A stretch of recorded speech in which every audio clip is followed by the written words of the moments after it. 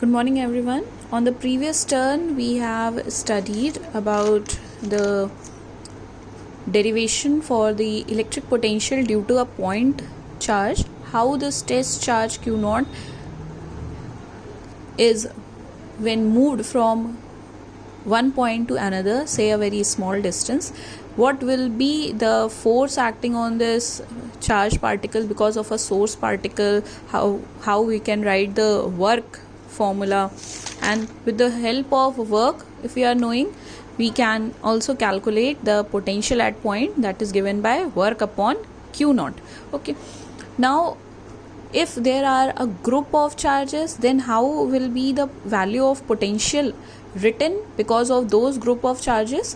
Say there are charges plus q1 plus q2 up to dash dash, like that, so many charges at a distance r1 r2 r3 एक source charge present है, ठीक है, एक source charge, और इस source charge से r1 distance पे एक प्लस q1 स्मॉल चार्ज है, ठीक है, r2 डिस्टेंस पे there is a charge q2 at a distance r2, like this. Okay, therefore for a number of charges when we are going to talk about, since potential is a scalar quantity, okay, we can add all the potentials, मतलब इन दोनों charges की वजह से जो potential है ना, and sorry, इस point पर जो भी potential है, इस point पर जो भी potential है, we will add up all the values based on the formula. The formula is V equals to 1/4 pi epsilon naught Q upon R, where K is the dielectric constant.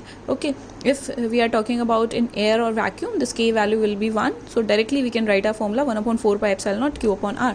Okay, there are group of charges at different distance. So we have written the relation like this. Okay, for Q1, Q2 and Q3 charges. Now these sum of charges Q1 upon R1 plus Q2 upon R2 can also be written as summation of Q1 upon Qi upon Ri, where I goes from 1 to n. Okay, now for any of the continuous distribution, we can also write this sigma. In place of that, we can also write integration. Integration will mean that we are taking the sum of all these charges which are at different distance from the source charge. So this relation can be written from here. Okay, 1/4 pi epsilon naught integral dq upon r. Okay, small charge q at distance r. ऐसे ही बहुत सारे charges होंगे, ठीक है.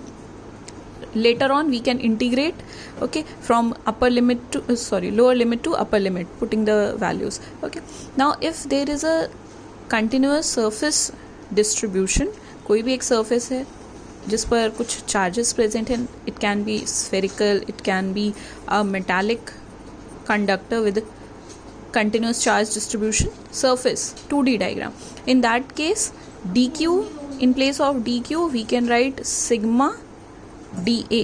Okay, that is the formula we have studied, sigma equals to q upon a.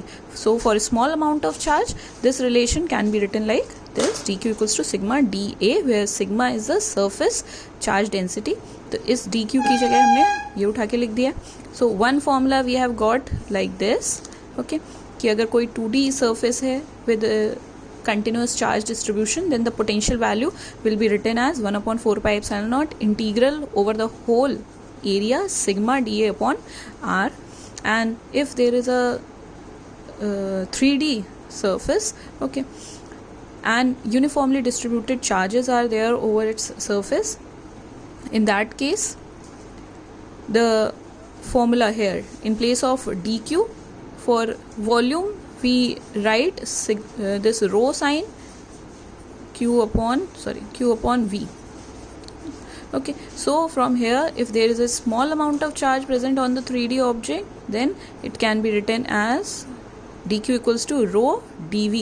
So dq की जगह हमने वापस ये वाली वैल्यू उठा के रख दिया. Okay, so this one is one more relation if we are having some continuous charge distribution over a 3D surface.